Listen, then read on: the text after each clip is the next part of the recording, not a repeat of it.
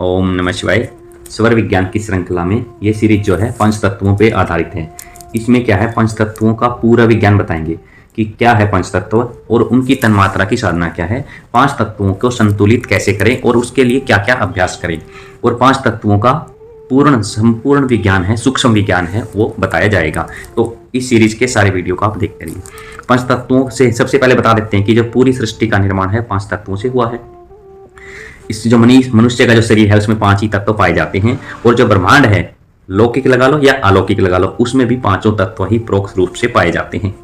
ब्रह्मांड में प्रकृति में उत्पन्न जो भी वस्तुएं हैं उनमें क्या है, अलग अलग मात्रा में पांचों तत्व ही विद्यमान है। मान लो कोई चीज है, किसी में हो सकता है जल की मात्रा कम हो, किसी में हो सकता है अग्नि की मात्रा कम हो, किसी में हो सकता है पृथ्वी की मात्रा कम हो, किसी में हो सकता है आकाश की, किसी में वायु तत्व की मात्रा कम हो। इसी प्रकार जो भी वस्तुएं विद्यमान है सभी के अंदर क्या है, पांच ही तत्व विद्यमान होते हैं।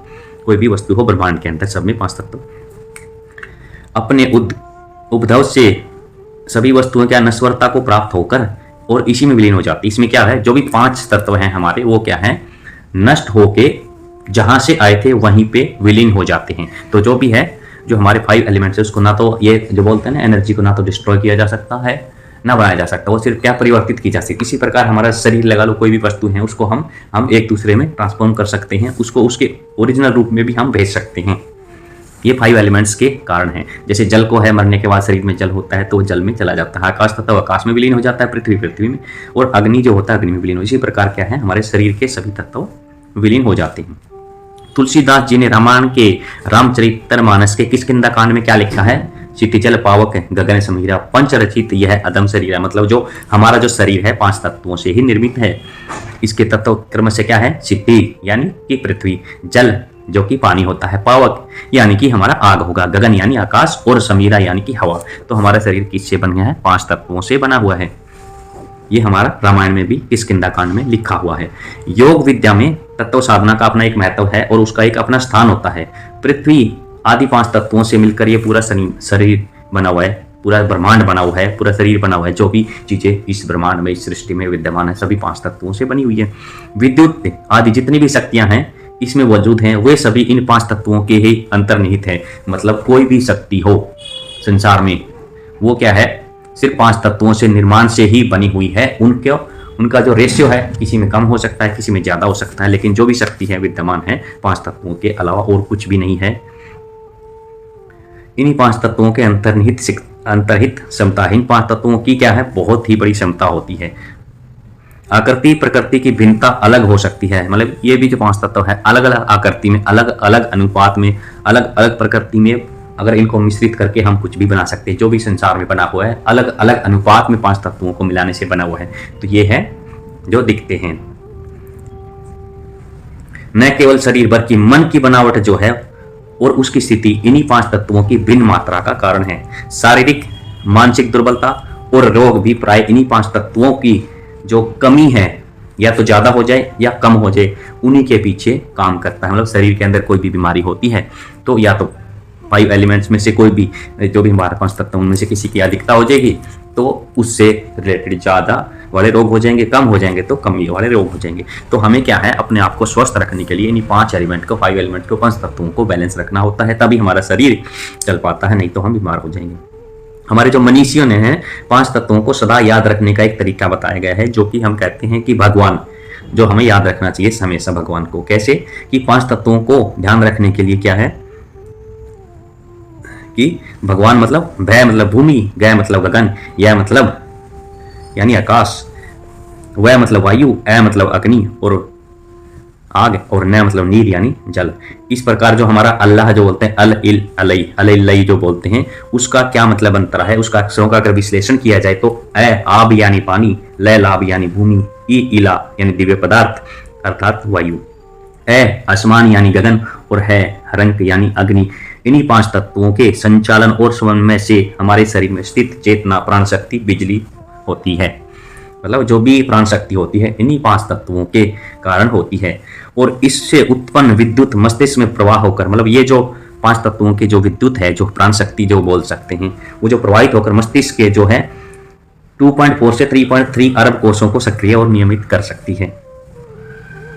ये कोष अति सूक्ष्म रोम के सदृश और कंगे के दांतों की तरह पंक्ति में जमे हुए होते हैं। मस्तिष्क के कोष 5 प्रकार के होते हैं और 5 महाभूत होते हैं, पृथ्वी, जल, अग्नि, वायु और आकाश। इनका प्रतिनिधित्व करते हैं। मूल रूप से ये सब मूल तत्व हमारे शरीर में बराबर मात्रा में रहनी चाहिए। अगर बराबर मात्रा में नहीं रहेंगे तो हम बीमार हो जाएंगे। तो तत्वों का जब तक शरीर में उचित अनुपात रहता है तब तक तो हम स्वस्थ रहते हैं, और जब इनमें कमी आने लगती है तो हम निर्बल हो जाते हैं, मतलब कमजोर हो जाते हैं, निस्तेज हो जाते हैं, आलसी भी हो जाते हैं, अशक्त हो जाते हैं और क्या है, रोगी रहने लगते हैं। इसलिए सबसे ज्यादा महत्वपूर्ण क्या है, हमें जो 5 एलिमेंट्स है उनके अंदर बैलेंस बनाकर रखना बहुत जरूरी है। जब इनकी कमी आने लगेगी ना तो हमें क्या है, उनको ठीक करके हम उसकी मात्रा को बराबर मात्रा में रखना चाहिए ताकि कोई कमी ना आए, हम क्या है, स्वस्थ रहें। पृथ्वी तत्व असीम सहनशीलता का द्योतक है और इसमें मनुष्य धन धान्य से परिपूर्ण होता है। हम बोलते हैं कि पृथ्वी तत्व की साधना करो। जब हमारा पृथ्वी तत्व यानी हमारा जो सांस की जो है, स्वर विज्ञान में सांस की जो है लंबाई ज्यादा होती है, पृथ्वी तत्व बहता है, तब है उसमें हम कहते हैं कि उस समय जो काम करोगे तो वो काम हमारे फल फूल वाले होंगे और अच्छे होंगे, हमें फायदा मिलेगा। तो इसमें क्या कहता है, सहनशीलता का द्योतक है पृथ्वी तत्व। मतलब जब हमारे शरीर में प्राण जो बहता है, स्वर विज्ञान के अनुसार जो श्वास की लंबाई पृथ्वी तत्व तक बहती है तो हमें सहनशीलता आती है। तो सहनशीलता का द्योतक कौन सा होगा, पृथ्वी। उसकी लंबाई के अनुसार हमें काम करना चाहिए। अगर उस समय काम करेंगे तो हमें जो मनुष्य क्या धन धान्य से पूर्ण होगा। मतलब जब आपका पृथ्वी तत्व बह रहा होता है, सांस की लंबाई पृथ्वी तत्व की जितनी होती है 12 अंगुल होगी, तब वो काम करेंगे तो हमारे धन धान्य से परिपूर्ण हो जाएंगे। इसकी त्रुटि होने से लोग क्या है, स्वार्थी हो जाते हैं। जल तत्व क्या है, हमारी शीतलता प्रदान करता है, शांति प्रदान करता है। इसमें विकार आने से क्या है, हमारे सौम्य जो स्वभाव होता है वो नहीं रहता, हमारा सौम्य स्वभाव निकल जाता है। अग्नि तत्व क्या है, विचार शक्ति में सहायक बनता है। अग्नि तत्व के कारण हमें सोचने की शक्ति मिलती है और मस्तिष्क के भेद अंतर को परखने वाली शक्ति को सरल बनाता है। मतलब परखने की शक्ति किससे आती है, हमारी अग्नि तत्व से आती है, जांच परखी। अगर इसमें त्रुटि आ जाए तो हमें क्या, सोचने की शक्ति कम होने लग जाती है। और वायु तत्व क्या है, मानसिक शक्ति और स्मरण शक्ति की क्षमता को बढ़ाता है। इसलिए हमें क्या है, हमें मानसिक यानी अगर हमारे अंदर मानसिक शक्ति नहीं है, स्मरण शक्ति कम है, तो हमें क्या करना चाहिए, प्राणायाम करना चाहिए। प्राणायाम करके हम क्या है, हमारे वायु तत्व को प्रबल कर सकते हैं, उसको मजबूत कर सकते हैं, जिससे कि हमारी स्मरण शक्ति बढ़ सकती है। तो उसकी वायु तत्व को कैसे बढ़ाए, हम प्राणायाम के द्वारा बढ़ा सकते हैं। हम प्राणायाम करेंगे तो हमारी क्या है, मानसिक शक्ति बढ़ेगी, स्मरण शक्ति बढ़ने लग जाती है। इसलिए हमें क्या है, योग और प्राणायाम में हमें क्या बताया जाता है कि आप प्राणायाम करो, आपकी मानसिक शक्ति बढ़ेगी। इसमें अगर मान लो वायु तत्व में कमी आएगी तो हमारी स्मरण शक्ति कम हो जाएगी। आकाश तत्व को संतुलन बनाए रखने के लिए क्या है, उसके संतुलन न होने से हमारा शारीरिक संतुलन खोने लगता था। मान लो हमारा आकाश तत्व बिगड़ गया तो हम क्या है, मानसिक रूप से बीमार हो जाएंगे। मानसिक संतुलन बिगड़ेगा तो हमारे अंदर मानसिक बीमारियां होने लग जाएंगी। मन के कारण जो बीमारियां होती हैं, जो कि शारीरिक बीमारी होगी, जो सोचने की शक्ति के ज्यादा सोचने से या कम सोचने से, बहुत ज्यादा सोचने लगेंगे किसी चीज को लेकर, तो क्या है, मानसिक विकार पैदा हो जाएंगे। मानसिक विकार पैदा हो जाएंगे तो हमारे बाकी उसकी वजह से बाकी एलिमेंट है, 5 एलिमेंट है, 5 बाकी तत्व है, वो बिगड़ेंगे तो हमारे अंदर क्या है, विकार आने लग जाएंगे, बीमारी होंगी। तो इसके कारण, आकाश तत्व के कारण हमें संतुलन, हमें 5 तत्वों में संतुलन बनाए रखना चाहिए। तो ये एक पूरी सीरीज आने वाली, पूरा देखते रहिए। ओम नमः शिवाय। स्वर विज्ञान की श्रृंखला के इस भाग में हम क्या है, जानेंगे जो हमारे 5 तत्व हैं, उनकी तन्मात्रा, उनकी साधना और उनको कैसे बैलेंस करें, संतुलित कैसे करें, और उनका जो सूक्ष्म विज्ञान है वो क्या है, उनके जो फैक्ट हैं उनके बारे में जानेंगे।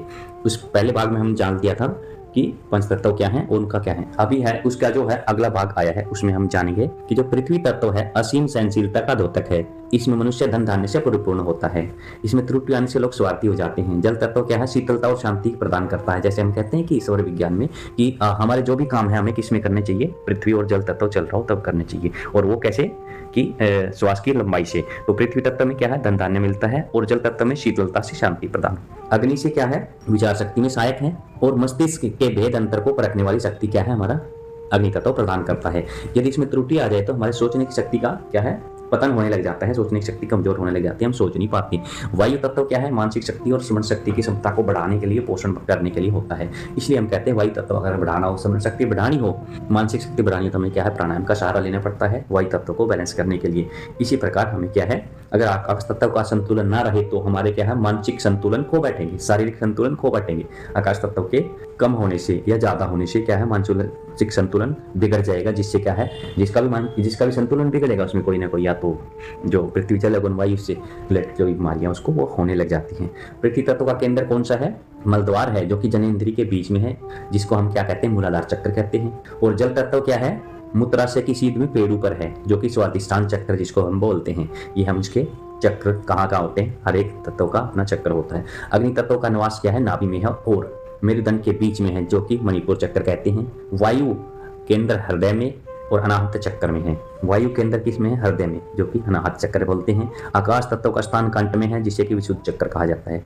और कब किस तत्व की प्रबलता है, इसका थोड़ा सा साधना अभ्यास होने पर क्या है, इसकी सफलतापूर्वक जांच की जा सकती है। साधना थोड़ी सी करनी पड़ेगी इन तत्वों की। जैसे हम क्या है, पृथ्वी तत्व का होगा मूलाधार, मलद्वार और जननेंद्रिय के बीच में हो गया, इसे मूलाधार चक्र कहते हैं। जल तत्व का क्या है? केंद्र मूत्राशय की सीध में पेड़ ऊपर है, इसे स्वादिष्टान चक्र कहते हैं। अग्नि तत्व का निवास नाभि और मेरुदंड में है, इसे मणिपुर चक्र कहते हैं। ये तो हमने क्या है, पांचों तत्वों के चक्रों के बारे में बता दिया कि कौन सा चक्कर कहाँ रहता है। कब किस तत्व की प्रबलता है, इसकी परख थोड़ा सा साधना अभ्यास होने पर सफलतापूर्वक की जा सकती है। मतलब इन तत्वों को पहचानने के लिए थोड़ी हमें साधना करनी होगी, वो हम बताएंगे आगे कि क्या क्या साधना करनी है, कैसे कैसे इनको पहचाना जा सकता है। अभी इन्हीं तत्वों का है रंग बताएंगे कि पृथ्वी तत्व का रंग पीला है, जल का नीला और काला, अग्नि का लाल है, वायु का हरा और भूरा होता है और आकाश का श्वेत और ग्रे कलर का होता है। जब आंखें बंद करके जो भी रंग दिखाई पड़े तो उसके अनुसार तत्वों की प्रबलता आंकी जा सकती है कि हमारा ये वाला तत्व एक्टिव है, ये वाला तत्व काम कर रहा है। जीव या इंद्रिया को सदा लेने पर मुंह में स्वाद बदलने की प्रक्रिया को समझकर भी तत्वों की प्रबलता को जाना जा सकता है। मतलब हम जीवा में स्वाद के अनुसार भी हम तत्वों को पहचान सकते हैं। अगर मान लो स्वाद मीठा है तो पृथ्वी, कसेला है मतलब जैसे आंवला खाने के बाद जो होता है तो जल, अग्नि का तीखा, वायु का खट्टा और आकाश का खारी स्वाद होता है। ये अगर स्वाद है तो हम कह सकते हैं कि हमारे शरीर में कौन सा तत्व विद्यमान है, कौन सा तत्व चल रहा है, कौन सा स्वर चल रहा है। गुण और स्वभाव की दृष्टि से तो इन्हें वर्गीकृत किया जाए तो अग्नि और आकाश सतोगुणी है और जल रजोगुणी और पृथ्वी को तमोगुणी कहा है। अगर गुण और स्वभाव की दृष्टि से क्या है, अग्नि और आकाश को सतोगुण कहा जाता है। सतोगुण क्यों कहा जाता है? जब ध्यान लगाते हैं तो हमारे मन में विचार नहीं होते, तो उस टाइम सतोगुण की स्थिति में होते हैं आकाश और अग्नि। वायु और जल क्या है? वायु और जल रजोगुण है, पृथ्वी को तमोगुण कहा जाता है। शरीर में विश्लेषणकर्ताओं रसायन पदार्थों की न्यूनता या अधिकता, जीवाणुओं की उपस्थिति अनुपस्थिति को शारीरिक असंतुलन का कारण मानते हैं, पर सूक्ष्मदर्शियों की दृष्टि में तत्वों का असंतुलन ही इन समस्त भ्रांतियों का प्रधान कारण होता है। किस तत्व को शरीर में अथवा मन में क्षेत्र में कमी है, उसकी पूर्ति के लिए क्या किया जाए, इसका पता लगाने के लिए तत्व विज्ञानी जो हैं व्यक्ति में क्या रंग कम पड़ रहा है, क्या घट रहा है, यह ध्यानस्थ होकर देखते हैं और औषधि उपचारकर्ताओं की तरह जो कमी पड़ी है, जो विकृति पड़ी है, उस तत्व प्रधान आहार विहार में अथवा अपने उस तत्व को उभार कर उसे अनुदान रूप योग्य अवस्थाग्रस्त को देते हैं। इस तत्व उपचार का लाभ औषधि चिकित्सा की तुलना में कहीं अधिक होता है। क्या है? तन्मात्राएं साधना।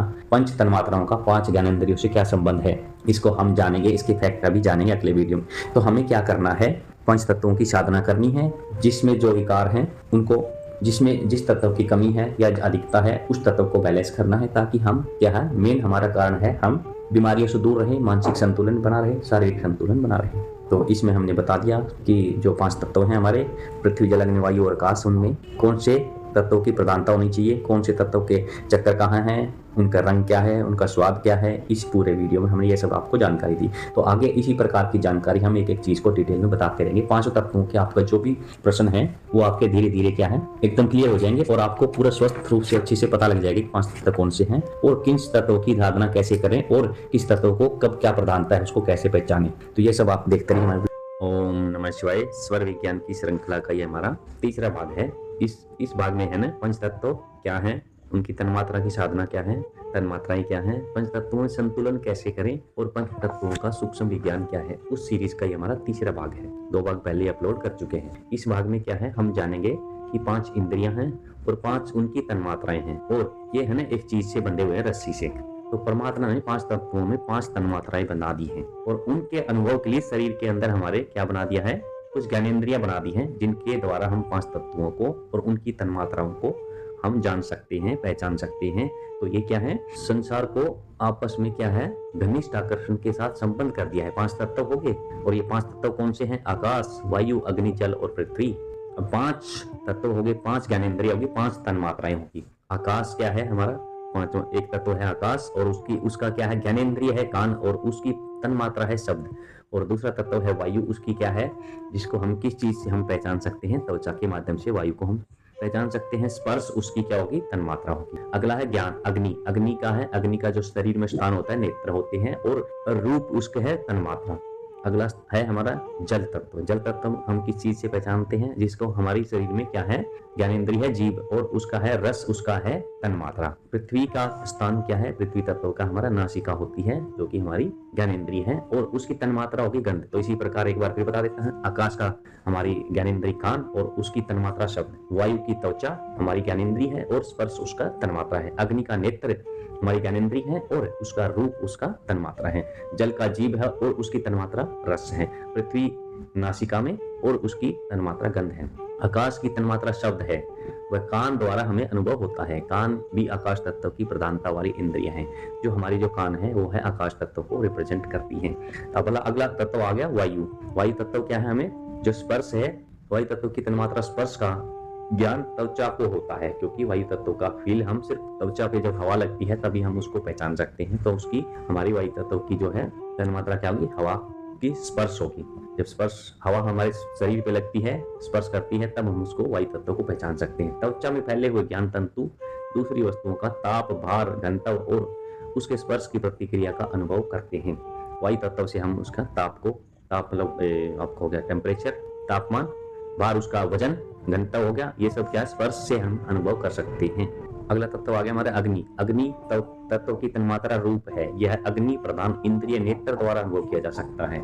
जिस प्रकार हमें गुस्सा आता है तो हम कैसे हो, आग बबला हो जाते हैं, आंखें निकालते हैं, तो अग्नि होगी, अग्नि बढ़ेगी, गुस्सा आएगा, तो उसकी तन्मात्रा होगी, इंद्रियां हमारी क्या होगी, नेत्रों में रहती है।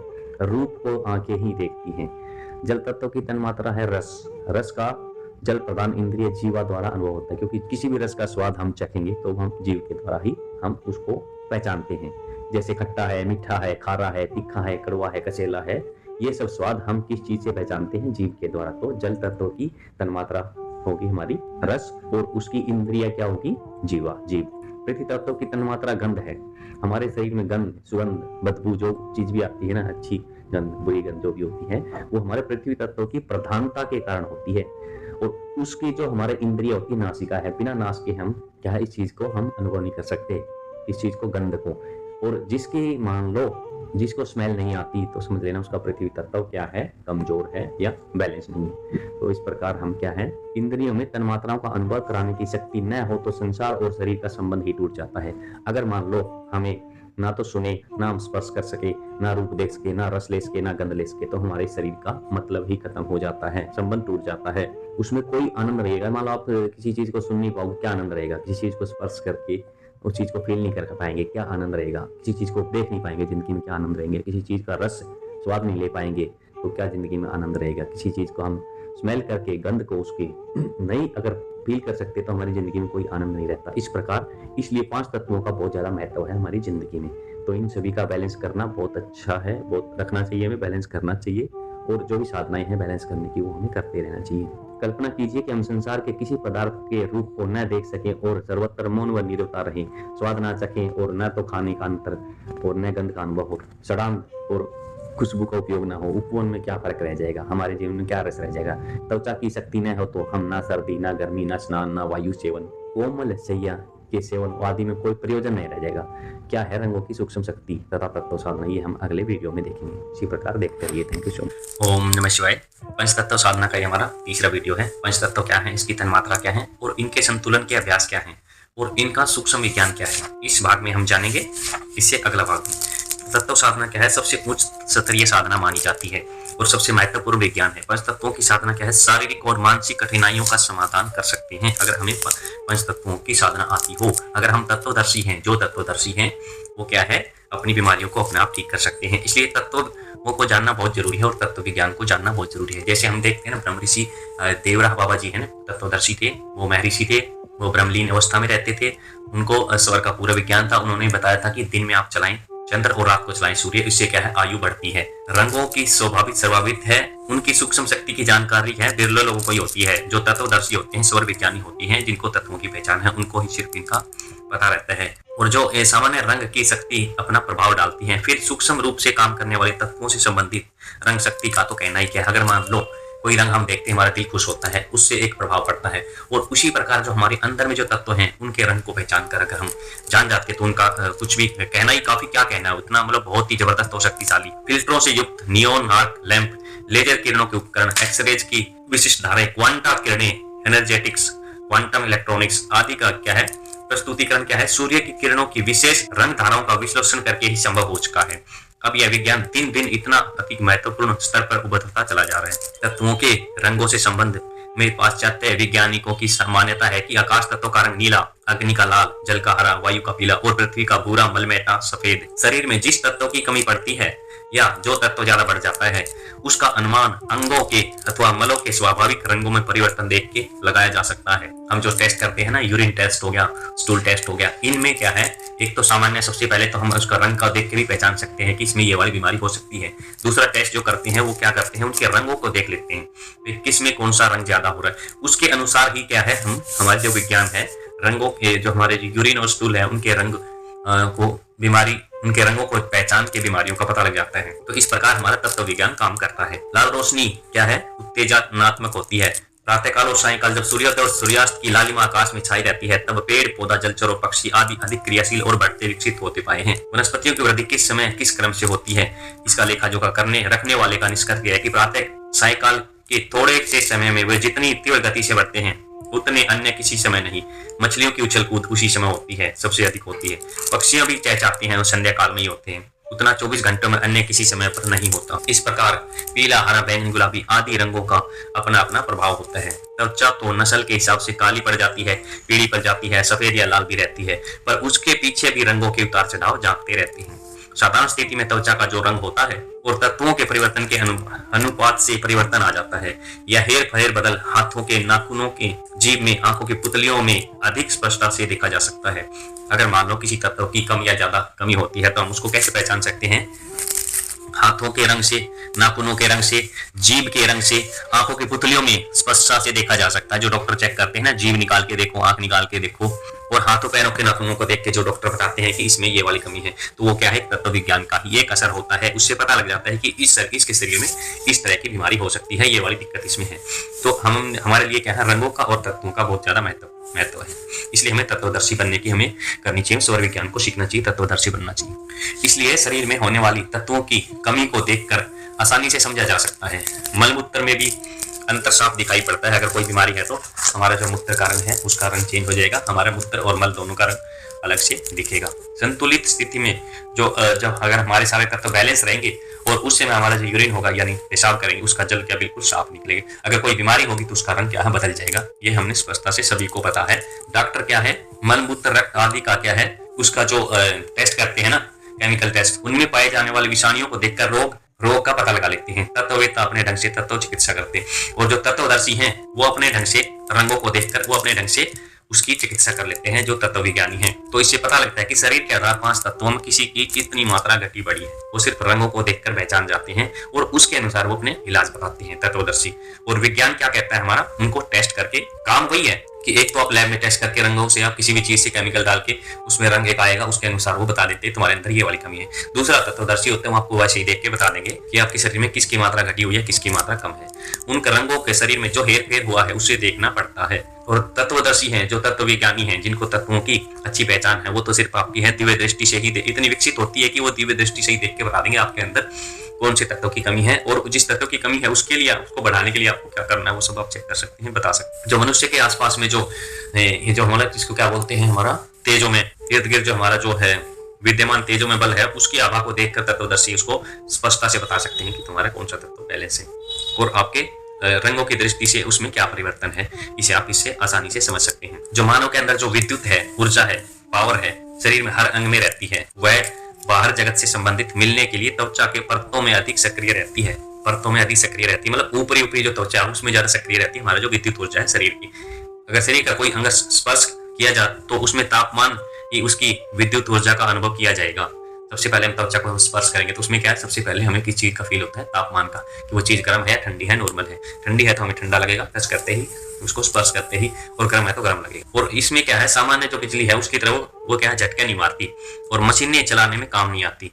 लेकिन हमारे अंदर विद्युत तो है विद्युत तो है हमारी, या तो ठंडा है या गर्म है, लेकिन वो हमारे मशीन चलाने काम इतनी ज्यादा नहीं होती पावरफुल कि वो मशीनों को चलाने में काम आ सके। मस्तिष्क क्या है? स्पष्ट जीता जाता एक बिजली घर है। जो हमारा मस्तिष्क है वो हमेशा क्या है? बिजली की तरंगे पैदा करते रहता है, जिसके कारण तरंगे सारे शरीर में फैलती रहती हैं और जिसके कारण हमारा पूरा शरीर चलता रहता है। समस्त काया में दिख रहे अनगिनत तंतुओं में संवेदना संबंध बनाए रखने, उन्हें काम करने की प्रेरणा देने मस्तिष्क की भारी मात्रा में खर्च करनी पड़ती है बिजली, क्योंकि हमारे शरीर पूरे शरीर को चलाने के लिए जो मस्तिष्क है हमारा, उससे ही ऊर्जा पैदा होती है, वही सारी जगह जाती है और तभी हमारा शरीर काम करता है और बहुत मात्रा में ऊर्जा खर्च होती है। इसीलिए तो जो हमारे जो हैं ऋषि मुनि लोग हैं, साधु संत लोग हैं, वो क्या करते हैं? अपनी इस ऊर्जा को बचाने के लिए ध्यान और साधना करते हैं। जो लोग ज्यादा मेहनती करते हैं, ध्यान वान नहीं लगाते, उसकी ऊर्जा ज्यादा खर्च होती है और उसका उत्पादन भी खोपड़ी के अंदर से ही होता है। अधिक समीपता के कारण अधिक मात्रा में बिजली उपलब्ध हो सके, इसलिए प्रकृति ने महत्वपूर्ण ज्ञानेंद्रियां सिर के साथ जोड़ के रखी हुई है, जैसे कि कान, नाक, जीभ जैसी महत्वपूर्ण ज्ञानेंद्रियां गर्दन से ऊपर ही हैं। इन सबको ऊपर ही क्यों जोड़ा है? ताकि वो मस्तिष्क से ऊर्जा जल्दी ले सके और जल्दी काम कर सके। उसका एक कारण है ज्ञानेंद्रियों को, कान, नाक और जीभ को ऊपर जोड़ने का, क्योंकि हमारा जो ऊर्जा का जो सब स्टेशन है, बिजली पैदा करने वाला स्टेशन है, वो हमारा मस्तिष्क है हमारा। इसलिए तत्वदर्शी क्या आंखें हर मनुष्य के सिर के इर्द गिर्द प्राय 1.5 फुट के घेरे में तेजो में बल का प्रकाश लाल गोला घेरा चमकता देख सकते। जो तत्वदर्शी हैं किसी भी मनुष्य को देखेंगे तो उनका जो ओरा होता बोलते वो क्या है? हमारे जो फेस के ऊपर ही ओरा को देख सकते हैं। आप देखेंगे कोई अच्छा तत्वदर्शी होगा, उनके फेस के ऊपर बड़ा ओरा होगा और जिसका कम होगा उसके ऊपर कम ओरा होगा। देवताओं के चित्रों में मैंने देखा है कि इर्द गिर्द क्या सूर्य जैसे प्रकाश का गोलक सा बिखरा दिखाई देता है। जो हमारे देवी देवताओं हैं उनके चित्रों में एक जो सूर्य के प्रकाश का गोलक सा दिखाई देता है, उसका कारण यही है कि उनका तेजो में बहुत ज्यादा है, उनका ओरा बहुत बड़ा है। अधिक तेजस्वी और अधिक मनस्वी व्यक्ति में स्पष्ट यह मात्रा में दिखाई देता है। अधिक जो तेजस्वी लोग हैं उनमें ये वाला ओरा बहुत तेजी से और बहुत जल्दी से दिखता है और बहुत स्पष्टता से दिखता है। दूसरों को प्रभावित करने में समर्थ होते हैं ये वाले लोग। तेजो बले हेलो में इंद्रधनुष जैसे अलग अलग रेखाओं वाले तो नहीं, पर मिश्रित रंग घुले रहते हैं।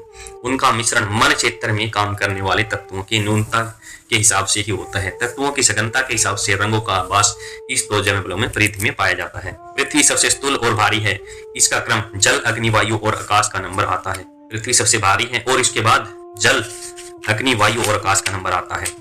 तेजोबल की स्वाभाविक स्थिति में रंगों की आभा भी इसी क्रम में चलती है। स्थूल शरीर स्थूल 5 तत्वों से बना हुआ है। आकाश, वायु, अग्नि, जल और पृथ्वी। ये 5 तत्व क्या है? सर्वविदित हैं। काय कलेश्वर में विद्यमान रक्त, मांस, अस्थि, त्वचा आदि विभिन्न अंग प्रत्यंग इन्हीं के द्वारा बने होते हैं। जो हमारे जो है हमारा खून हो गया, मांस होगा, हड्डियां होगी, त्वचा होगी, वो क्या है? इन्हीं 5 तत्वों के मिश्रण से बनी हुई है। किसी किसी में ज्यादा, जैसे हमारा पृथ्वी तत्व है उसमें क्या है? हमारे मांस ज्यादा होगा और जो जल तत्व है उसमें रक्त जो है लिक्विड है वो ज्यादा होगा। तो इस प्रकार उनके अनुपात के अनुसार ये हमारा शरीर बना हुआ है, कोई भी वस्तु बनी हुई है। सूक्ष्म शरीर में तन्मात्राओं के रूप में यह तत्व भी सूक्ष्म होते हैं और आकाश की तन्मात्रा में शब्द, वायु और स्पर्श का, अग्नि का रूप, जल का रस और पृथ्वी की गंध है। आकाश की तन्मात्रा क्या होगी? शब्द है, वायु की स्पर्श है, अग्नि का रूप है, जल का रस और अग्नि और पृथ्वी की गंध है। सूक्ष्म शरीर की संरचना अग्नि, जल आदि से नहीं बल्कि सूक्ष्म तन्मात्राओं से हुई है। सूक्ष्म शरीर की रचना किससे हुई है? हमारी सूक्ष्म तन्मात्राओं से। फिर वे उन्हें तत्व ही कह सकते हैं। जो तन्मात्राएं हैं उनको हम तत्व ही कह सकते हैं, जिससे हमारा सूक्ष्म शरीर बना है। तो हमें क्या सूक्ष्म शरीर पे ज्यादा काम करना चाहिए हमारे इसके लिए, शांति के लिए। और हमें सूक्ष्म शरीर की नाड़ियों में बहने वाले प्राण प्रवाह में ज्वार भाटा की तरह तत्व तन्मात्राओं उबार आते जाते हैं। जो सूक्ष्म शरीर के अंदर है नाड़ियों में बहने वाले क्या है? प्राण, उनके अंदर ज्वार भाटा आता रहता है। ज्वार भाटा मतलब कभी उतार कभी चढ़ाव की तरह वो चलते रहते हैं और उनमें लहरें सी आती रहती हैं और उनमें से एक आगे बढ़ता है तो दूसरा उसका स्थान ग्रहण कर लेता है। और अंतः क्षेत्र में कब कौन सा तत्व बढ़ता है यह पता साधना द्वारा मन स्थिति लगा सकती है। और हमारे सूक्ष्म शरीर में जो बहने वाले प्राण प्रवाह में क्या ज्वार भाटे जो आते हैं तो उनमें है कौन सा तत्व बहता है, वो मन जो हम है मानसिक स्थिति से जान सकते हैं। हम ध्यान से जान सकते हैं कि हमारे शरीर में कौन सा तत्व चल रहा है और कौन से तत्वों की लहर चल रही है और कौन से तत्व बढ़ा हुआ है। यह पता साधना द्वारा लगाया जा सकता है।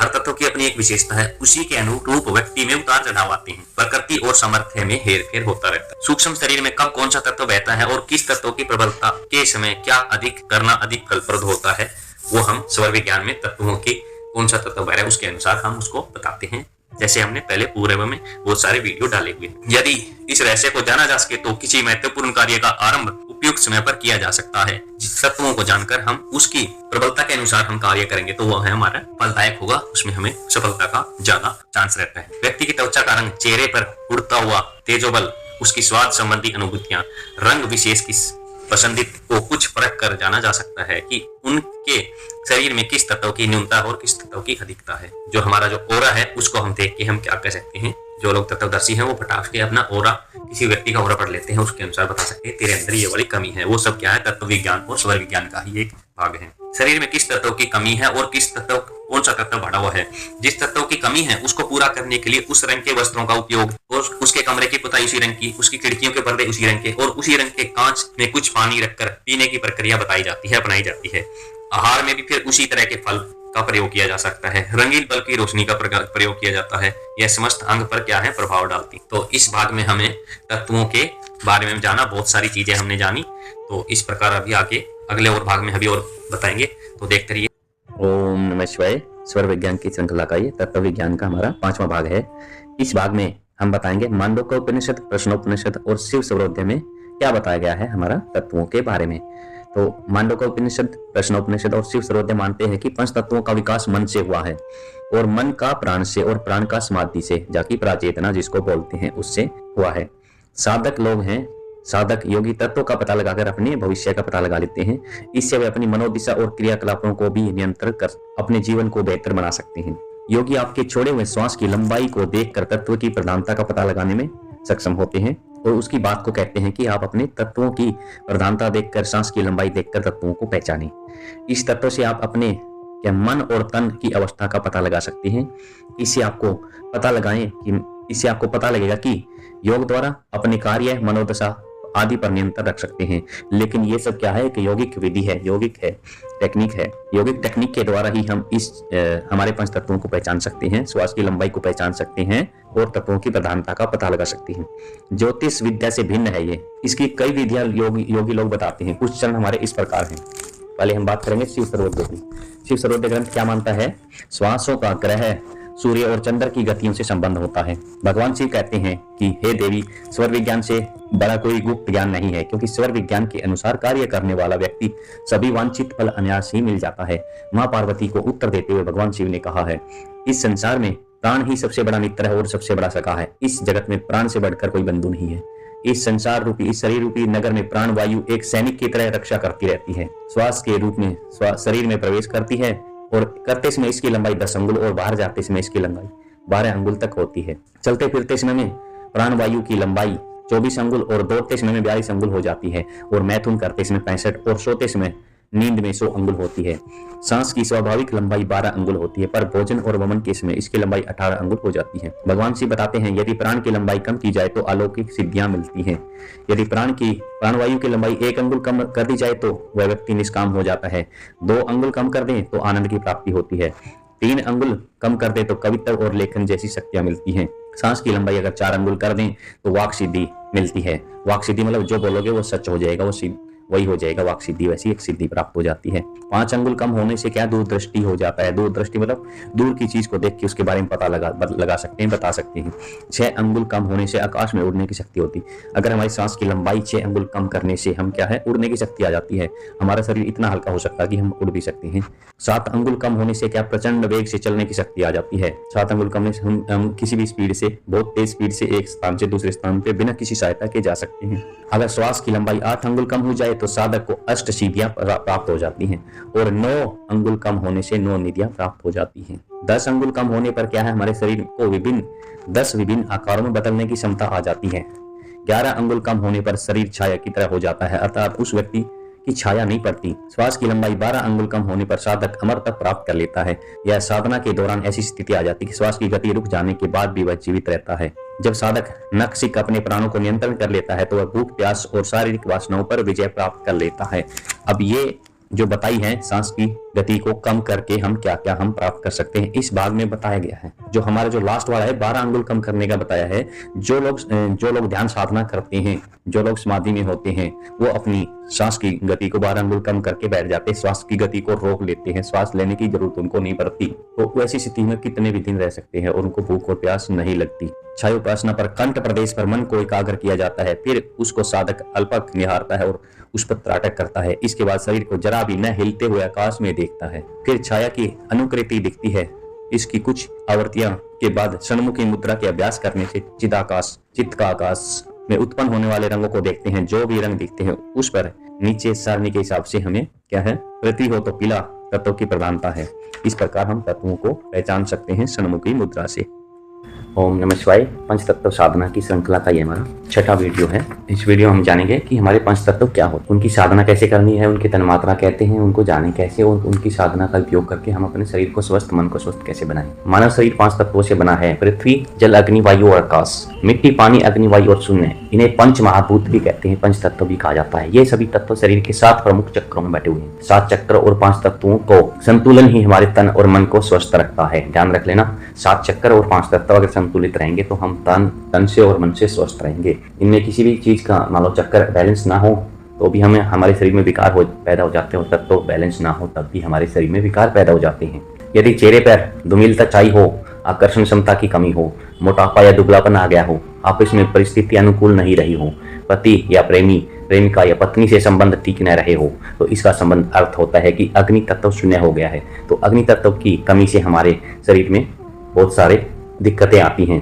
तो ये दिक्कतें हमने अभी बता चुके हैं, क्योंकि समस्त आकर्षण का आधार क्या है, अग्नि है, अग्नि तत्व है। यदि घर में धन नहीं रुक रहा हो, काम बिगड़ रहे हो, खून पतला हो, गर्भ नहीं ठहरता हो, ये सभी विकृतियां जल तत्व से संबंधित हैं। तो जल तत्व की संबंधित बता दिया। इस प्रकार की स्थिति के लिए इन तत्वों की विकृति ही उत्तरदायी है। मतलब इन तत्वों का, अग्नि और जल तत्व का बैलेंस बिगड़ने से हमारे अंदर ये दिक्कतें आती हैं, हमारे शरीर में, हमारे जीवन में ये इस प्रकार की दिक्कतें आती। भूत अर्थात जिसकी सत्ता हो या जो विद्यमान रहता हो उसे भूत कहते हैं। महान भूतों को महाभूत कहते हैं। भूत किसी के कार्य नहीं होते, अर्थात ना तो किसी से उत्पन्न होते हैं। महाभूतों के ये उपदान कारण होते हैं, किंतु पंचभूत स्वयं किसी से उत्पन्न नहीं होते, इसलिए ये नित्य हैं। महाभूत संसार के सभी चल अचल वस्तुओं में व्याप्त हैं, इन्हें महाभूत कहते हैं। इस पृथ्वी में स्वस्थ जीवों का शरीर है और निर्जीव सभी पदार्थ पंच महाभूतों द्वारा ही निर्मित होते हैं। यह सृष्टि भूतों का समुदाय है। पृथ्वी में गति वायु से और अवयव का मेल व संगठन जल से, उष्णता अग्नि से आई है। पृथ्वी अंतिम तत्व है, उससे किसी नए तत्व की उत्पत्ति नहीं होती। यह समस्त विश्व पंच महाभूतों का ही खेल है। इन पंच महाभूतों का जो इंद्रिया ग्रह विषय नहीं है वही तन्मात्रा महाभूत हैं। जो इंद्रिया ग्रह हैं वे भूत हैं। आत्मा, आकाश अव्यक्त तत्व हैं और शेष व्यक्त तत्व हैं। आत्मा और आकाश अव्यक्त तत्व हैं, बाकी तत्व हमारे शेष व्यक्त तत्व हैं। तो ये हो गए हमारे पंचभूतों के बारे में इस वीडियो में हमने बताया है। ओम नमः शिवाय। पंच तत्व साधना का ये हमारा 7वां वीडियो है। इसमें हम जानेंगे कि जो हमारे पंच तत्व हैं वो बेसिकली क्या चीज हैं, उनको डीप में स्टडी करेंगे। उसको बताएंगे कि पंच तत्व बने कहाँ से हैं, सृष्टि का निर्माण कैसे हुआ है, सृष्टि का प्रारंभिक विकास क्रम क्या है। यह परमाणुओं में प्रारंभ होता है। ईश्वर जगत का साक्षी है और जिसके सनिधि मात्र से प्रकृति संसार की रचना में प्रवृत्त हुई है। स्वतंत्र अवस्था में रहने के लिए परमाणु द्रव्य का अंतिम अवयव है। परमाणु नित्य है। उस परम तत्व से सतो, रज और तम गुण की उत्पत्ति हुई। इन्हीं सतो, रज और तमो को हम क्या है, इलेक्ट्रॉन, न्यूट्रॉन और प्रोटॉन का आधार है। इन सतो, रज और तमो गुण का आधार क्या है, हमारा इलेक्ट्रॉन, प्रोटॉन और न्यूट्रॉन आधार है। और इन्हीं से प्रकृति का जन्म हुआ है। प्रकृति का पुरुष से संपर्क होता है तो उससे सर्वप्रथम क्या, महतत्व यानी महान की उत्पत्ति होती है। महान से अहंकार उत्पन्न हुआ है। प्रकृति से महत, महत से अहंकार और अहंकार से मन, इंद्रियां और 5 तन्मात्राएं और 5 महाभूतों का जन्म हुआ है। एक बार और बता देते हैं।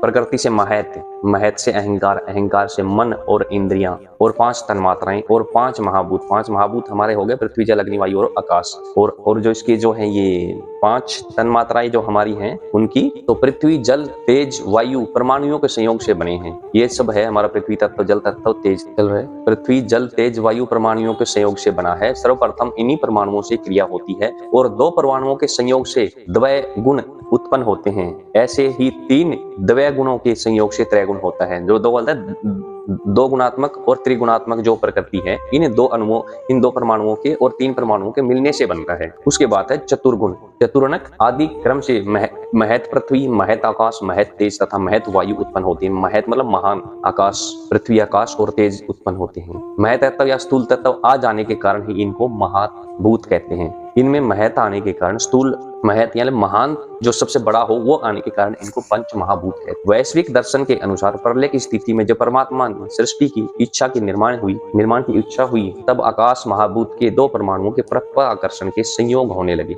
जब भगवान ने सृष्टि निर्माण की इच्छा की, तब दो परमाणुओं के परस्पर आकर्षण के संयोग होने लगे, तो द्रव्य अणु की रचना हुई तथा तीन द्रव्य अणु के मिलने से त्रय रेणु की निर्मित हुई।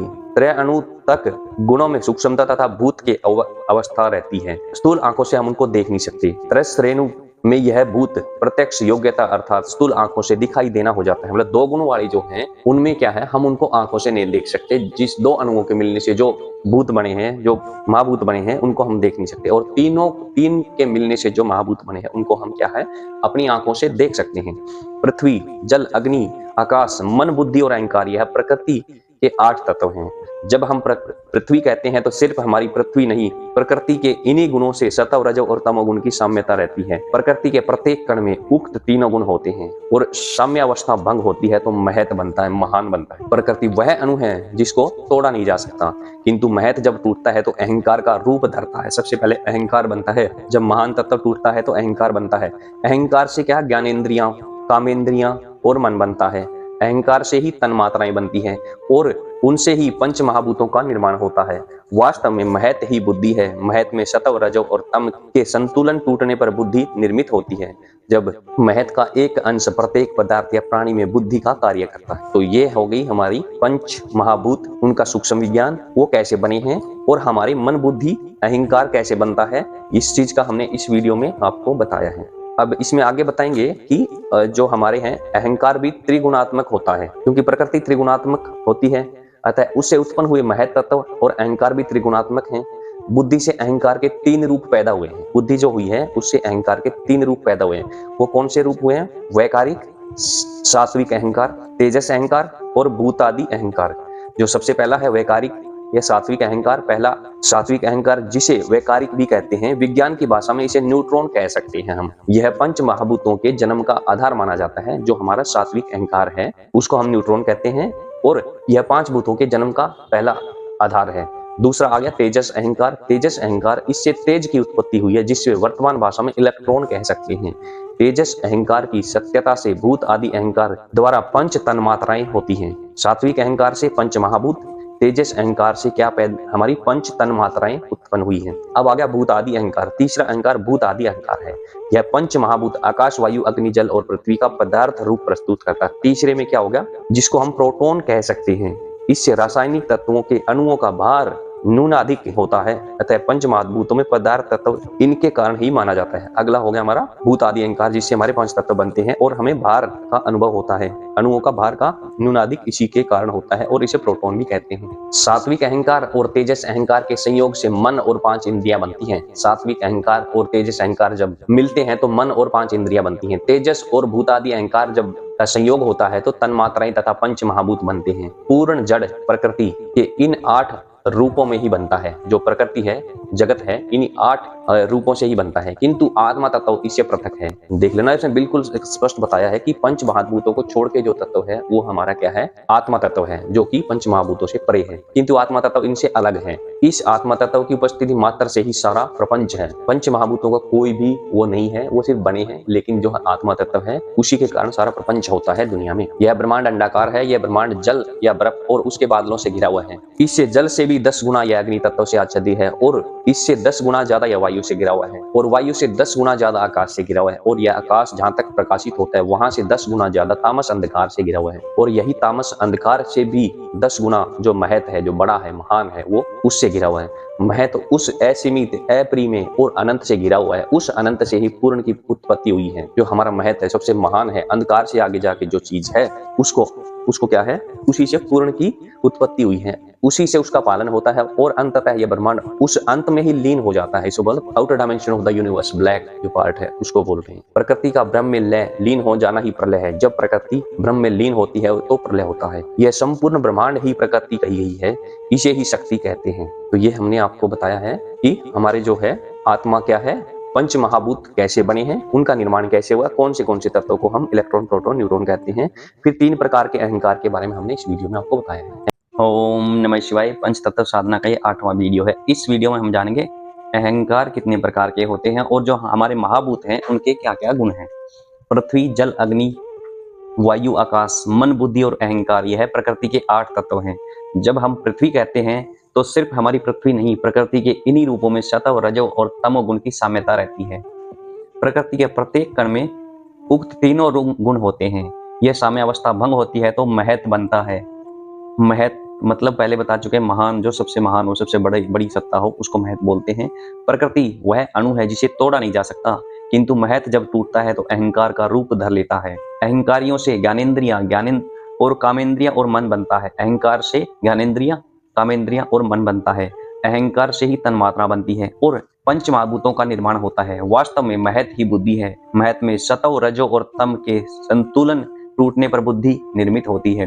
महत का एक अंश प्रत्येक पदार्थ या प्राणी की बुद्धि का कार्य करता है, क्योंकि प्रकृति है त्रिगुणात्मक होती है। अतः उससे उत्पन्न हुए महत तत्व तथा अहंकार भी त्रिगुणात्मक होते हैं। बुद्धि से अहंकार के 3 रूप पैदा होते हैं। वैकारिक, सात्विक अहंकार। पहला सात्विक अहंकार, जिसे वैकारिक भी कहते हैं, विज्ञान की भाषा में इसे न्यूट्रॉन कहा जाता है। यही पंच महाभूतों के जन्म का आधार माना जाता है। दूसरा है तेजस अहंकार। दूसरा तेजस अहंकार, इससे तेज की उत्पत्ति हुई है, जिसे वर्तमान भाषा में इलेक्ट्रॉन कह सकते हैं। तेजस अहंकार की सहायता से भूत आदि अहंकार द्वारा पंच तन्मात्राएं उत्पन्न होती हैं।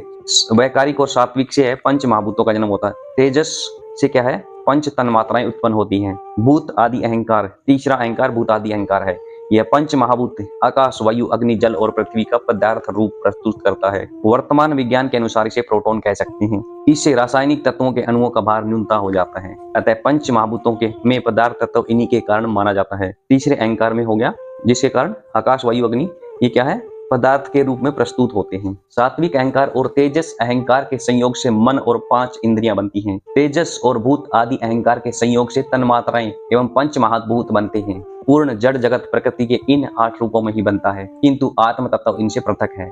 ये आत्म तत्व की उपस्थिति मात्र से ही यह सारा प्रपंच होता है। पंच महाभूतों से और पंच तन्मात्राओं से हमारा जो आत्म तत्व है वो अलग है, आत्मा अलग है। उनसे उसका कोई लेना देना नहीं है आत्मा का, आत्म तत्व का, क्योंकि ये उन 5 तत्वों से अलग है। इन 5 तत्वों को निकाल दो और पंच तन्मात्राओं को निकाल दो, फिर भी आत्मा रहती है शरीर के अंदर। यह ब्रह्मांड अंडाकार है। यह ब्रह्मांड जल या बर्फ और उसके बादलों से घिरा हुआ है। इससे जल से भी 10 गुना ज्यादा अग्नि तत्व से आच्छादित है और इससे भी 10 गुना ज्यादा यह वायु से घिरा हुआ माना है। वायु से 10 गुना यह आकाश से घिरा हुआ है और यह आकाश जहां तक प्रकाशित होता है वहां से यह 10 गुना ज्यादा तामस अंधकार से घिरा हुआ है और यह तामस अंधकार भी अपने से 10 गुना ज्यादा महत से घिरा हुआ है। मतलब महत मतलब सबसे महान, सबसे बड़ा है। इसमें ये कह सकते हैं कि पृथ्वी, उसके ऊपर हो गया आपका आकाश, आकाश के ऊपर फिर हो गया पृथ्वी के ऊपर वायु, वायु जल, वायु और आकाश।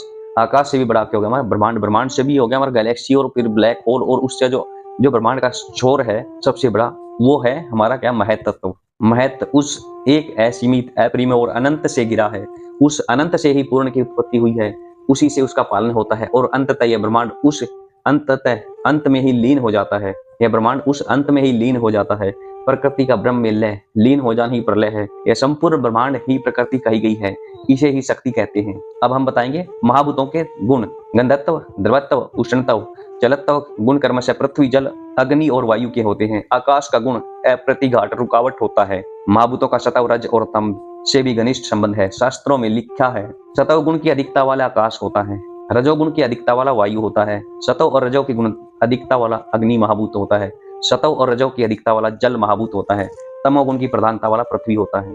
इस विश्लेषण से यह निष्कर्ष निकला है कि पंच तत्व मानव जीवन को अत्यधिक प्रभावित करते हैं। उनके बिना मानव तो क्या, धरती पर रहने वाले किसी भी जीव के जीवन की कल्पना नहीं की जा सकती। इन 5 तत्वों का प्रभाव मानव के क्रम, प्रारब्ध, भाग्य और आचरण पर भी पूरा पड़ता है। जल यदि सुख प्रदान करता है तो संबंधों की उष्मा सुख को बढ़ाने का काम करती है और वायु शरीर में प्राण वायु बनकर घूमती है। आकाश महत्वाकांक्षा जगाता है तो पृथ्वी सहनशीलता व यथार्थ का पाठ सिखाती है। यदि देह में अग्नि तत्व बढ़ता है तो जल की मात्रा बढ़ाने से उसे संतुलित किया जा सकता है और यदि वायु दोष है तो आकाश तत्व को बढ़ाने से यह संतुलित हो जाता है। पंच तत्वों के संतुलन के अभ्यास, इसमें हम आगे बताएंगे पृथ्वी तत्व, जल तत्व, अग्नि, वायु और आकाश को कैसे बैलेंस किया जाता है, कौन से अभ्यास करें जिससे हमारा पृथ्वी तत्व, जल तत्व, अग्नि और वायु आकाश तत्व बैलेंस हो जाए, उनमें क्या है, संतुलन बना रहे और हमारा स्वस्थ जीवन चलता रहे। शरीर में जो भी तत्वों की कमी है वो पूर्ति हो जाए और मनुष्य अपने स्वास्थ्य को अच्छा बनाए रखते हुए दीर्घ जीवन को प्राप्त कर सके। ओम नमः शिवाय। पंच तत्व साधना का ये हमारा 9वां वीडियो है।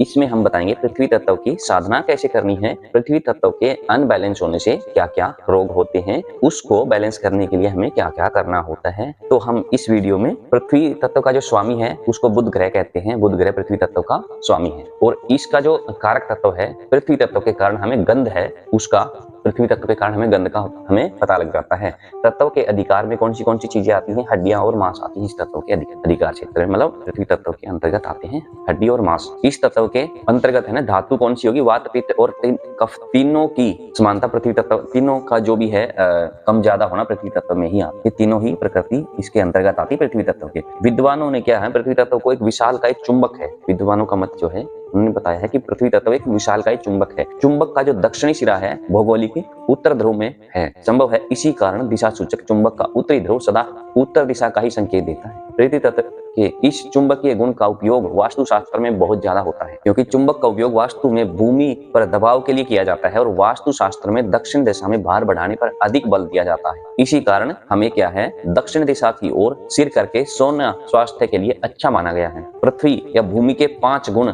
शब्द, स्पर्श, रूप, स्वाद और आकार माने गए हैं। आकार तथा भार के साथ गंध भी पृथ्वी का विशिष्ट गुण है, क्योंकि इसका संबंध नासिका की ग्रहण शक्ति से है। पृथ्वी तत्व में विषयों को खींचने की अद्भुत शक्ति होती है। मिट्टी की टिकियां बांधकर फोड़े तथा अन्य अनेक रोग दिए जा सकते हैं इससे। पृथ्वी में से एक प्रकार की गैस हर समय निकलती रहती है।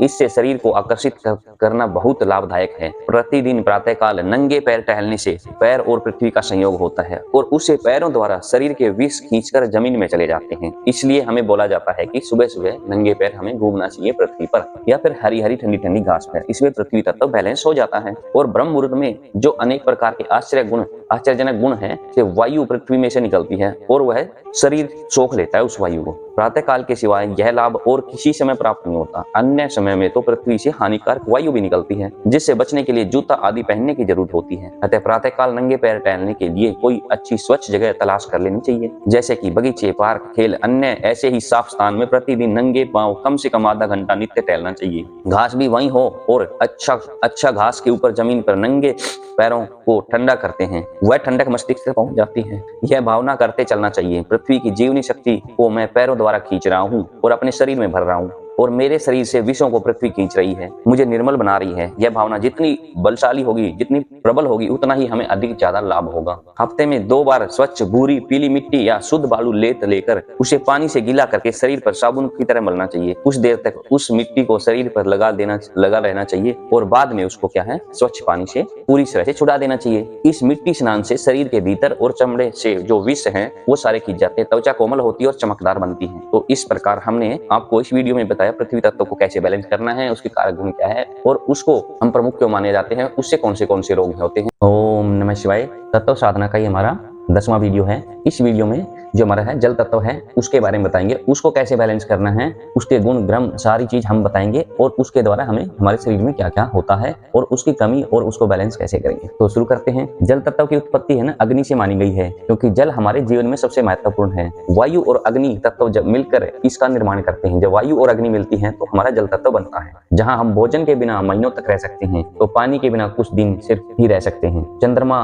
की आकर्षण शक्ति से जल आवेशित होकर सैकड़ों फुट ऊपर उठ जाता है और हमारे शरीर में भी जल की अधिकता है। तो सोचिए ये जल अवशेषित होकर कितना प्रभाव करता होगा। जब हम तत्व के रूप में जल को जानने की कोशिश करते हैं तो हम पाते हैं कि वो तत्व है जो सृष्टि के निर्माण के बाद जीवन की उत्पत्ति का सबसे बड़ा कारण है। जल तत्व की उत्पत्ति वायु और अग्नि से मानी गई है। वायु के घर्षण से अग्नि उत्पन्न हुई और अग्नि ने वायु को जल का निर्माण किया। इसे हम विज्ञान के जरिए हम ऐसे समझ सकते हैं, एक बीकर में हाइड्रोजन और एक बीकर में ऑक्सीजन ले लें, उसे एक नली से जोड़ देते हैं। अब हम जैसे कि बैटरी के जरिए स्पार्क करके हाइड्रोजन के 2 अणु और ऑक्सीजन के 1 अणु से मिलकर एक जल के 1 अणु का निर्माण कर देते हैं। जल का निर्माण तब तक नहीं होता जब तक कि अग्नि न हो। इस तत्व को जानने वाला सबसे पहला भूख और प्यास पर नियंत्रण कर लेता है। इसके कारण ही हमारे ऋषियों को लंबे समय तक ध्यान करने में भूख और प्यास नहीं लगती थी। वो स्वयं पर विजय का प्रतीक है। रंग एवं प्रकृति, इसकी आकृति चंद्र जैसी होती है, रंग चांदी के समान होता है। ध्यान में इसकी आकृति और रंग का ध्यान करते हैं।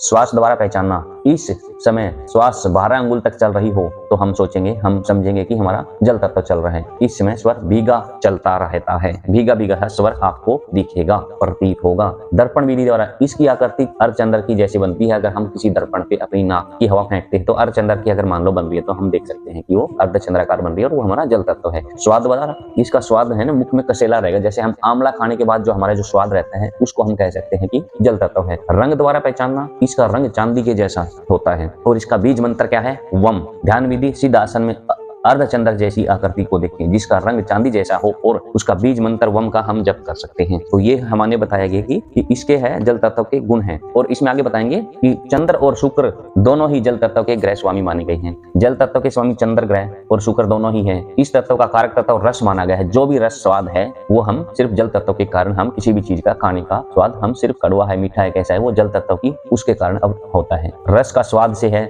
और स्वाद या रस का संबंध हमारी जीभ से है। इन दोनों का अधिकार रुद्र व रक्त माना गया है क्योंकि जल तरल होता है और रक्त भी तरल होता है। और कफ धातु है इसकी, कफ धातु इस तत्व के अंतर्गत आती है। जल तत्व हमारा अनबैलेंस होता है तो हमारे क्या है? कफ के रोग होते हैं। पृथ्वी तत्व में हमने तीनों वात, पित्त और कफ के रोग होते थे अनबैलेंस होने से, और जल तत्व से सिर्फ कफ के प्रकृति के रोग होते हैं। पृथ्वी तत्व पर मौजूद सभी प्रकार के जल स्रोत जल तत्व के अधीन आते हैं। जल के बिना जीवन संभव नहीं है। जल और जल की तरंगों का उपयोग विद्युत ऊर्जा के उत्पादन में भी किया जाता है, बिजली पैदा करने में। हम यह भी भली भांति जानते हैं कि विश्व की सभ्यता नदियों के किनारे ही विकसित हुई थी। जल के देवता वरुण और इंद्र को माना गया है। मतांतर से ब्रह्मा जी को भी जल का ही देवता माना गया है। मुरझाई हुई चीजें जल के द्वारा ही हरी हो जाती हैं। जल में बहुत बड़ी सजीवता है। पौधों में पानी देकर हरा भरा रखा जाता है। इसी प्रकार शरीर को स्नान के द्वारा सजीव रखा जाता है। मैल साफ करना ही स्नान का उद्देश्य नहीं, वरना जल में मिली हुई विद्युत शक्ति, ऑक्सीजन, नाइट्रोजन आदि अमूल्य तत्वों द्वारा शरीर को सींचना भी है, क्योंकि जल तत्व से हमारी विद्युत शक्ति, ऑक्सीजन, नाइट्रोजन ये सब भी बैलेंस होती है नहाने से और खाने से, पीने से। इसके लिए ताजा, स्वच्छ, नॉर्मल ताप के जल से स्नान करना कभी न भूलना चाहिए। वैसे तो सवेरे का स्नान सर्वश्रेष्ठ है। यदि सुविधा न हो तो दोपहर से पहले स्नान को हमेशा कर लेना चाहिए। और शाम का जो स्नान है, दोपहर के बाद का स्नान है, वो कभी लाभदायक नहीं है। गर्मी के दिनों में संध्या में स्नान भी किया जा सकता है, क्योंकि इससे हमारे पसीने वसीने आते हैं, मैल चिपका रहता है और हमारे पोर्स बंद हो जाती हैं। जब हम हमारे शरीर को शाम को पसीने या गर्मी की वजह से जो पोर्स बंद हो जाते हैं या बदबू आती है, वो तो स्मेल चली जाती है, दूसरे हमारे पोर्स खुल जाते हैं, अच्छी भली ऑक्सीजन जाती है, जल तत्व बैलेंस होता है। प्रातः काल अगर सोकर उठते हैं तो वरुण देवता की उपासना करने का तरीका बताया है कि कुल्ला करने के बाद स्वच्छ जल का 1 गिलास पिया जाए। इसके बाद कुछ देर बिस्तर पर इधर उधर करवटें भरनी चाहिए। इसके बाद सोच करनी चाहिए। इस उपासना का वरदान तुरंत मिलता है। सोच खुलकर होती है और पेट साफ होता है। जब भी आपको पानी पीने की आवश्यकता पड़े तो पानी को दूध की तरह घूंट घूंट के पीना चाहिए, चाहे कैसी भी प्यास लगी हो। एकदम गटपट पानी नहीं पीना चाहिए। हर एक घूंट के साथ यह भावना करते जाना चाहिए कि यह अमृत तुल्य जल जो मधुरता और शक्ति से भरी हुई है, मैं उसे खींच रहा हूँ। इस भावना के साथ पिया हुआ जल दूध के समान गुणकारक होता है। पानी पीने में कंजूसी नहीं करनी चाहिए। भोजन करते समय अधिक पानी न पिए और इसका ध्यान रखते हुए अन्य किसी भी समय की प्यास को जल द्वारा समुचित रीति से पूरा करना चाहिए। व्रत के दिन तो खास तौर से कई बार काफी मात्रा में हमें जल पीना चाहिए। ध्यान रखें, खाने के तुरंत बाद पानी नहीं पीना चाहिए, 1 घंटे बाद पानी पीना चाहिए। तो इस प्रकार हमने इस वीडियो में आपको वाटर एलिमेंट जो है पृथ्वी तत्व के सारे गुण बताए हैं, उसको बैलेंस कैसे करना है, उसके जो भी हमने उसके तत्व बता दिया, देवता बता दिया, उसका सब कुछ बता दिया। ओम नमः शिवाय तत्व साधना का ये हमारा 11वां वीडियो है। इस वीडियो में हम बनाएंगे अग्नि तत्व के बारे में, उसकी पूरी जानकारी देंगे।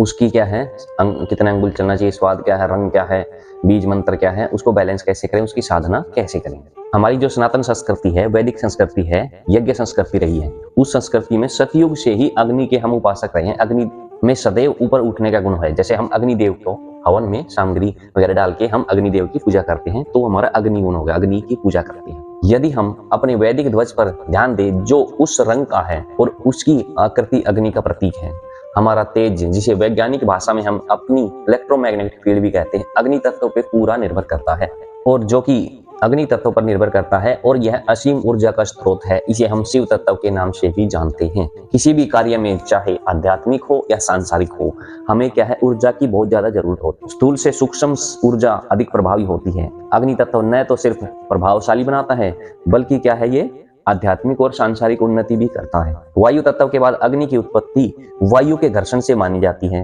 जितने भी तारे और वो सब वायु के गोले हैं और उनका आकर्षण नाभिकीय विखंडन से ही अग्नि की उत्पत्ति हुई है। शरीर में दोनों कंधे अग्नि तत्व का प्रतिनिधित्व करते हैं। जो हमारा अग्नि का स्थान जो बताया गया है दोनों कंधों में बताया गया है शिव स्वर के अनुसार, स्वर विज्ञान के अनुसार। जब सूर्य स्वर दाहिना स्वर चलता हो और उसमें अग्नि तत्व हो, यह मंगल ग्रह का प्रतिनिधित्व करता है। जब चंद्र स्वर चल रहा हो और अग्नि तत्व हो, यह शुक्र ग्रह का प्रतिनिधित्व करता है। इसमें ध्यान देने योग्य बातें हैं कि अगर हमारा मंगल ग्रह हो और अग्नि तत्व चल रहा हो, मतलब दाहिना स्वर चल रहा हो तो मंगल ग्रह। अगर चंद्र स्वर में अग्नि तत्व चल रहा हो, मतलब हमारी श्वास की लंबाई अगर 4 अंगुल तक चल रही हो, लेफ्ट स्वर चल रहा हो, तो उसमें क्या है, शुक्र ग्रह का प्रतिनिधित्व माना जाता है, शुक्र ग्रह का प्रतिनिधित्व करता है। तो हमारा क्या है, मंगल ग्रह दाहिने स्वर में 4 अंगुल चल रहा हो तब। अगर शुक्र ग्रह कैसे मानेंगे, अगर हमारा चंद्र स्वर चल रहा हो, 4 अंगुल श्वास की लंबाई हो, तो हम कहेंगे हमारा क्या है, शुक्र ग्रह का प्रतिनिधित्व हो रहा है, शुक्र ग्रह। पहचान कैसे करेंगे, श्वास द्वारा। इसकी सांस की 4 अंगुल तक चल रही हो तो अग्नि तत्व कह सकते हैं।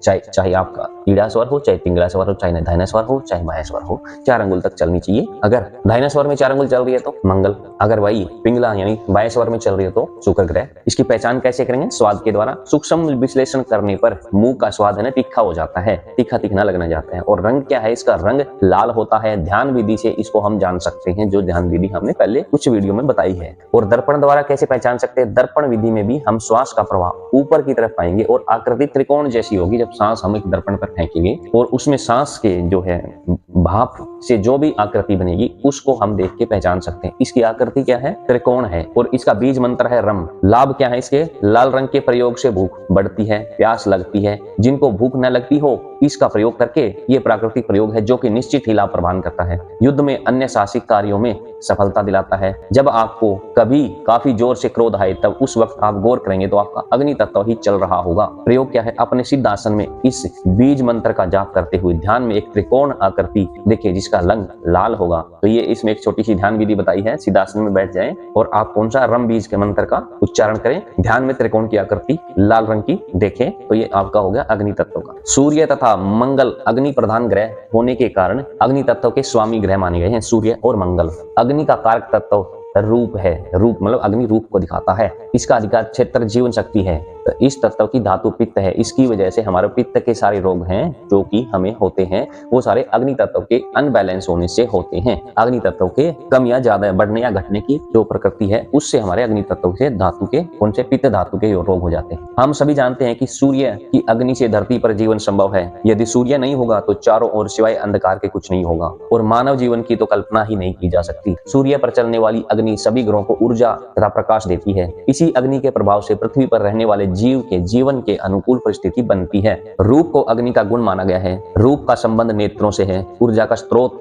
अग्नि तत्व है। सभी प्रकार की ऊर्जा, चाहे वह सौर ऊर्जा हो, चाहे आणुविक ऊर्जा हो या ऊष्मा ऊर्जा हो, सभी का आधार अग्नि है। अग्नि के देवता सूर्य तथा अग्नि को ही माना गया है। जीवन को बढ़ाने और विकसित करने का काम अग्नि तत्व का ही है, जिसे हम गर्मी कहते हैं। गर्मी न होती तो कोई भी वनस्पति या जीव विकसित नहीं हो पाता बिना अग्नि के। गर्मी के केंद्र सूर्य उपासना है और अग्नि उपासना एक ही बात है। इसलिए कोई भी जीव बिना अग्नि के, बिना गर्मी के, बिना ताप के कभी भी उग नहीं सकता, बढ़ नहीं सकता। तो उसको स्रोत क्या है, अग्नि को ऊर्जा का स्रोत माना गया है किसी भी चीज को बढ़ाने के लिए, उगाने के लिए, प्रगति करने के लिए। स्नान करके गीले शरीर से ही प्रातःकालीन सूर्य के दर्शन करने चाहिए और जल का अर्घ्य देना चाहिए। पानी में बिजली का बहुत जोर रहता है। बादलों के तेज के कारण आकाश में बिजली चमकती है। इलेक्ट्रिसिटी के तारों में भी वर्षा ऋतु में बड़ी तेजी रहती है। पानी में बिजली की गर्मी को खींचने की विशेष शक्ति है। इसलिए शरीर को तौलिए से पहुंचने के बाद नम शरीर से ही नंगे बदन सूर्य नारायण के सामने जाकर अर्घ्य देना चाहिए। यदि नदी, तालाब, नहर पास में हो,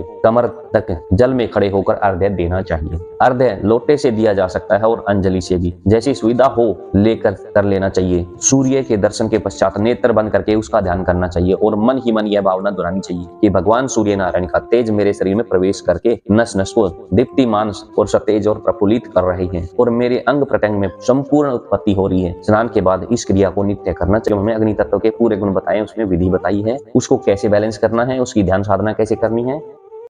ओम नमः शिवाय। तत्व साधना का ये हमारा 12वां वीडियो है। इस भाग में हम जानेंगे कि वायु तत्व क्या है, उसकी साधना कैसे करते हैं और उसको कैसे सिद्ध करें, और वायु तत्व से होने वाली कौन सी बीमारियां होती हैं जिनको हम वायु तत्व की साधना करके हम उनको ठीक कर सकते हैं। सृष्टि के निर्माण में क्रमशः क्या स्पेस जो आकाश तत्व के बाद है वायु तत्व आया है। ब्रह्मांड जितने भी तारे हैं वो गैस के गोले हैं, और उसके बाद ग्रह, उपग्रह और आदि उनके टूटे हुए भाग हैं। जहाँ वायु के घर्षण से अग्नि उत्पन्न होती है तो वहीं जल भी वायु के एक निश्चित अनुपात में बना मिश्रण है। इस तत्व की साधना बेहद कठिन है। इसकी महत्ता इस बात से समझी जा सकती है कि हमारा सूक्ष्म शरीर 5 प्रकार की वायु अपान, उदान, व्यान, समान और प्राण में और 10 प्रकार की उपवायु में वर्णित है। शरीर में नाभि में इसका स्थान माना जाता है। इस तत्व की पहचान किस तरह से कर सकते हैं? श्वास द्वारा। इस तत्व की पहचान हम श्वास द्वारा कर सकते हैं। यदि श्वास 8 अंगुल तक चल रही हो तो वायु तत्व चल रहा है। इसीलिए आप अपने सर को सीधा रखकर अपनी श्वास की गति अपने हाथ से हथेली के ठीक विपरीत महसूस करें। श्वास द्वारा सूक्ष्म अध्ययन करने पर मुख का स्वाद खट्टा प्रतीत होता है।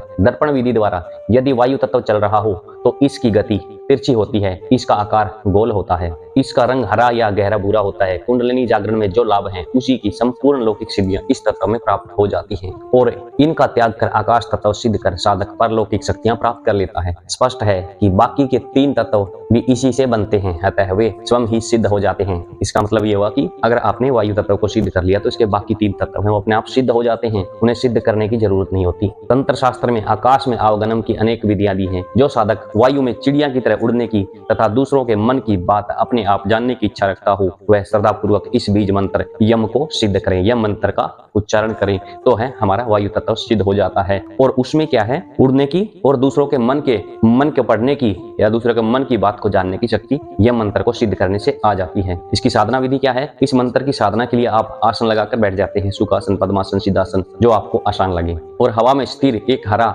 या भूरे गोरे रंग का ध्यान करें और इसका बीज मंत्र है यम का उच्चारण करें। इससे आपकी है जो वायु तत्व है वो सिद्ध हो जाएगा। अब इसके बारे में कुछ फैक्ट बता देते हैं आपको। वायु तत्व का स्वामी ग्रह क्या है? शनि है। इस तत्व का कारक तत्व स्पर्श है। स्पर्श के द्वारा हम वायु तत्व को फील कर सकते हैं, अन्यथा और कोई विधि नहीं है। इसका अधिकार क्षेत्र में श्वास आती है। सांस जो है हमारे वायु तत्व के अधिकार क्षेत्र में आती है। वात इसकी तत्व की धातु है। वात के जो कफ हैं, वात के जो रोग हैं वायु तत्व के इनबैलेंस या बिगड़ने से, कम या ज्यादा मात्रा होने से हमें वायु तत्व के वात के दोष होते हैं। यह धरती चारों ओर से वायु से घिरी हुई है। वायु में मानव को जीवित रखने वाली ऑक्सीजन मौजूद है। जीने और जनने के लिए ऑक्सीजन बहुत जरूरी है। इसके लिए बिना मानव जीवन की कल्पना भी नहीं की जा सकती। यदि हमारे मस्तिष्क तक ऑक्सीजन पूरी तरह नहीं पहुंच पाई तो हमारी कोशिकाएं नष्ट हो जाती हैं। व्यक्ति अपंग व बुद्धि से जड़ हो सकता है। वायु का गुण क्या है? स्पर्श। स्पर्श का संबंध सीधा त्वचा से है। जो भी वायु को हम फील करते हैं त्वचा से करते हैं। कभी ठंडा, कभी गर्म, कभी ठंडी हवा लग रही, कभी गर्म हवा लग रही है तो हमारी त्वचा के थ्रू वो फील की जा सकती है। संवेदनशील नाड़ी तंत्र और मनुष्य की चेतना श्वास प्रक्रिया से जुड़ी है, और इसका आधार क्या है?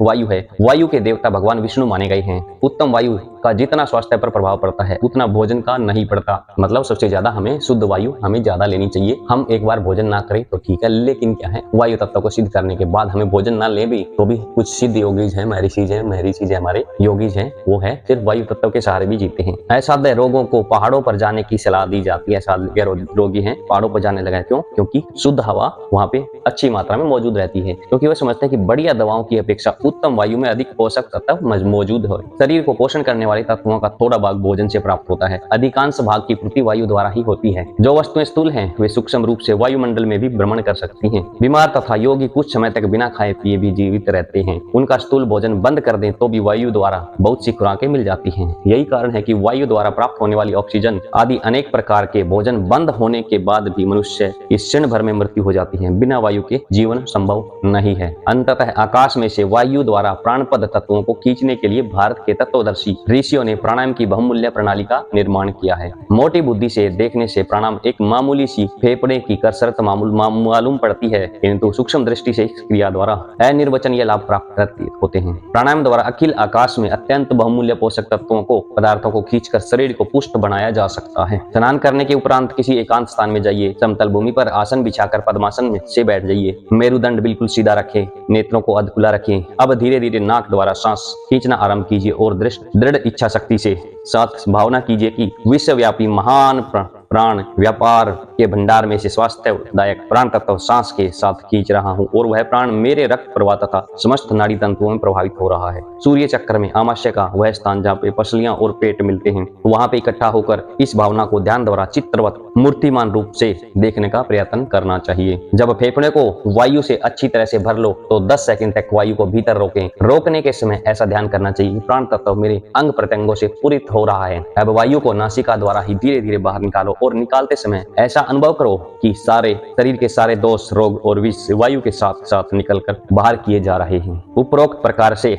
आरंभ में 10 प्राणायाम करने चाहिए और फिर धीरे धीरे बढ़ाकर सुविधा अनुसार आधे घंटे तक कई बार प्राणायाम को किया जा सकता है। अभ्यास पूरा करने के उपरांत आपको ऐसा अनुभव होगा कि रक्त की गति तीव्र हो गई है और सारे शरीर की नाड़ियों में एक प्रकार की स्फूर्ति, ताजगी और विद्युत शक्ति दौड़ रही है। इस प्राणायाम को कुछ दिन लगातार करने से शारीरिक और मानसिक लाभों का स्वयं अनुभव होगा। ओम नमः शिवाय। स्वर विज्ञान तत्व साधना का ये हमारा 13वां वीडियो है। इस वीडियो में हम जानेंगे आकाश तत्व की साधना कैसे करें, उसको कैसे बैलेंस करें, वो कैसे काम करता है। तो आकाश तत्व की पूरी जानकारी इस वीडियो में आपको देंगे। आकाश तत्व का जो गुरु स्वामी है वो ग्रह है, गुरु है और आकाश एक ऐसा क्षेत्र है जिसकी कोई सीमा नहीं है। पृथ्वी के साथ साथ समूचा ब्रह्मांड इस तत्व का कारक तत्व शब्द है। इसके अधिकार क्षेत्र में आशा और उत्साह आदि आते हैं। वात और कफ इसकी धातु है। वास्तु शास्त्र में आकाश शब्द का अर्थ रिक्त स्थान माना गया है। आकाश का विशेष गुण क्या है? शब्द है और इस शब्द का संबंध हमारे कानों से है। कान हमारी इंद्रियां हैं जो कि आकाश तत्व को अनुभव करती हैं। कानों से हम सुन सकते हैं और आकाश का स्वामी ग्रह गुरु है। इसलिए ज्योतिष शास्त्र में भी श्रवण शक्ति का कारक गुरु को ही माना गया है। शब्द जब हमारे कानों तक पहुंचते हैं तभी उनका कुछ अर्थ निकलता है। वेद तथा पुराण में शब्द, अक्षर तथा नाद को ब्रह्म रूप माना गया है। आकाश तत्व को हम क्या कहेंगे? अक्षर, शब्द और नाद को ब्रह्म रूप माना गया है। इनको ब्रह्म रूप है क्योंकि ब्रह्म यही है। जैसे हम नाद ब्रह्म सुनते हैं वही ब्रह्म है, अक्षर है, शब्द है, वही ब्रह्म है। वास्तव में आकाश में होने वाली गतिविधियों से गुरुत्वाकर्षण, प्रकाश, ऊष्मा, चुंबकीय क्षेत्र, चुंबकीय क्षेत्र और